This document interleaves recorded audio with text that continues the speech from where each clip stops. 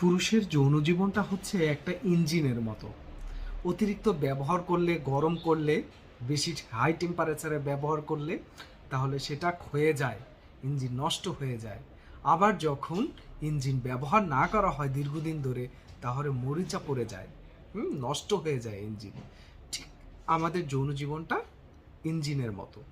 তাই বিয়েকে সহজ করে দেওয়া উচিত। অল্প বয়সে প্রাপ্তবয়স্ক হলে বিয়ে দেওয়া উচিত।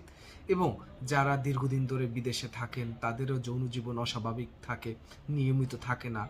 বা দেশেও যারা থাকেন তারা হচ্ছে নিয়মিত, যারা যৌন জীবনের সাথে যুক্ত না থাকেন তাদের কিন্তু বিভিন্ন ধরনের সমস্যা হয়।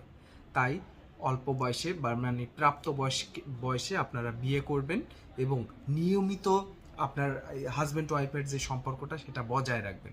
আমি দীর্ঘদিন ধরে এই বিষয়ের উপর চিকিৎসা করছি। যে কোনো সমস্যার জন্য যোগাযোগ করতে পারেন। ধন্যবাদ।